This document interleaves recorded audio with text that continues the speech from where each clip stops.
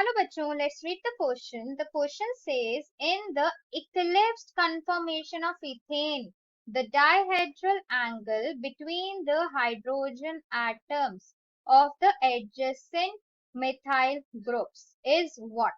Okay, तो यहाँ पे हमारे पास सबसे पहले हमको समझना है कि की कॉन्सेप्ट क्या होगा. की कॉन्सेप्ट, तो की कॉन्सेप्ट यहाँ पे होगा कि हमको ये समझना है कि न्यूमैन्स प्रोजेक्शन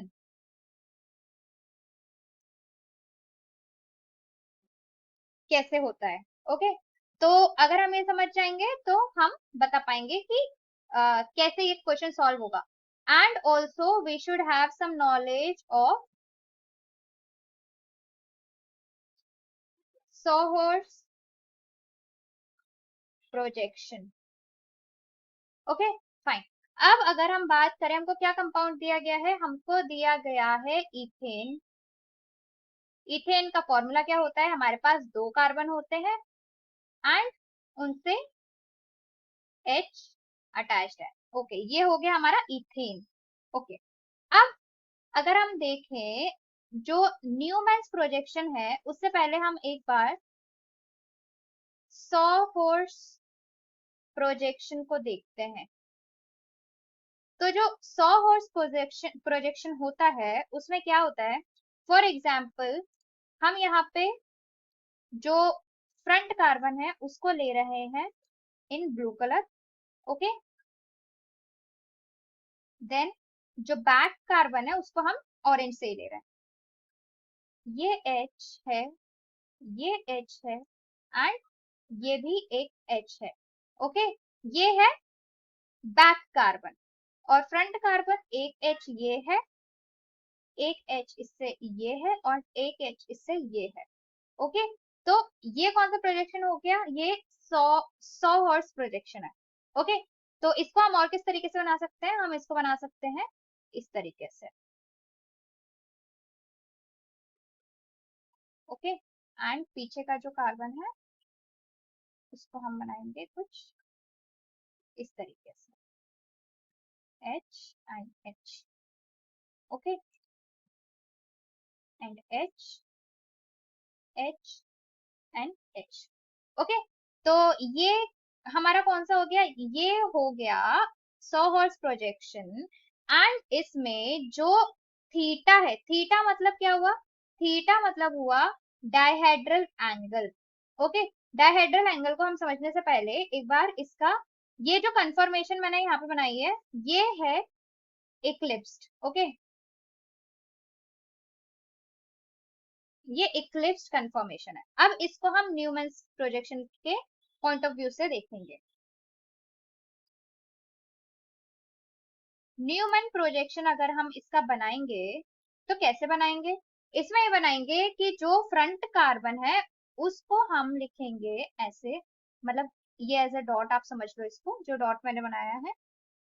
एंड ये H, ये H, ये H. ओके, एंड जो बैक कार्बन है ये वाला, इसको मैं बना रही हूँ इस सर्कल से, ये बैक कार्बन है.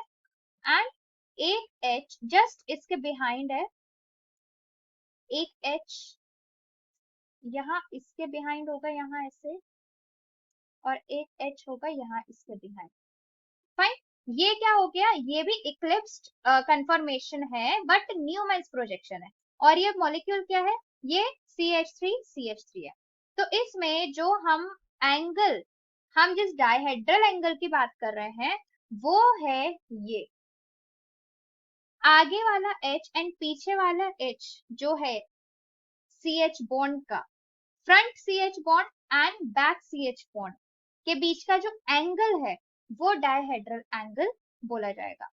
तो हम डायहेड्रल एंगल से क्या समझते हैं, हम यहाँ पे लिख लेते हैं कि जो डायहेड्रल एंगल होता है वो होता है angle between two bonds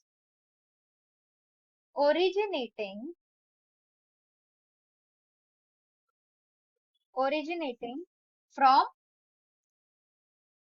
different atoms. इस केस में हम बात कर रहे हैं CH बॉन्ड की। ओके, तो लेट अस सी, यहाँ पे हम देख रहे हैं angle between this H and this CH bond. Okay, आगे वाला CH बॉन्ड एंड पीछे वाला CH बॉन्ड के बीच में कितना एंगल हो रहा है, जो H बॉन्ड है उसके रिस्पेक्ट में। ठीक है, हम इस एच एंड इस एच के बीच का एंगल देखेंगे कि अगर हम फ्रंट से व्यू करें तो कितना एंगल दिखेगा हमको। तो वो जस्ट एक के पीछे एक है दोनों एच। ओके, तो वो हो जाएगा 0 डिग्री। फाइन, ये 0 डिग्री क्या हो गया, ये हो गया डायहेड्रल एंगल, जिसको हम थीटा से लिख सकते हैं कितना, 0 डिग्री। ये है इक्लिप्स कंफर्मेशन। तो हमसे क्वेश्चन में यही पूछा गया है कि इक्लिप्स कंफर्मेशन में कितना एंगल होता है। तो इसका आंसर क्या हो जाएगा, इसका आंसर हो जाएगा ऑप्शन सी। ओके, न्यूमेंस प्रोजेक्शन में एक स्टैगर्ड एंड स्क्यू कंफर्मेशन भी होती है। अगर हम स्टैगर्ड की बात करेंगे, स्टैगर्ड, तो स्टैगर्ड कंफर्मेशन अगर हम इथेन की बनाएंगे तो ये कुछ इस हिसाब से बनेगी, H H and H, and जो बैक कार्बन है उसका एच जो होगा ये वो कुछ इस तरह से दिखेगा, एंड इसके बीच का जो डायहेड्रल एंगल होगा वो थीटा होगा 60 degree. This is staggered conformation. And one more conformation we have, that is skew.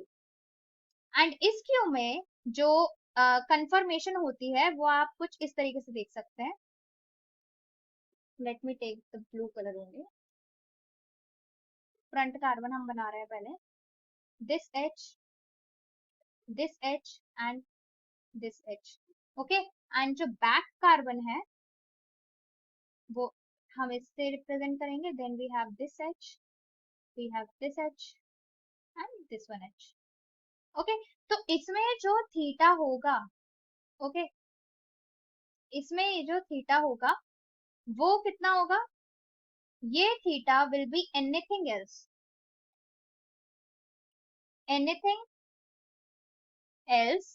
then then staggered and eclipsed thetas। Okay, तो 0 डिग्री भी नहीं होगा एंड 60 डिग्री भी नहीं होगा, anything else. Okay, that is skew. So staggered and skew and Eclipse हमने समझ लिया। इधर पे हमसे इक्लिप्स के बारे में पूछा गया था, जिसके बीच का डायहेड्रल एंगल होता है हाइड्रोजन एटम्स के बीच का। ओके, वो होता है 0 डिग्री।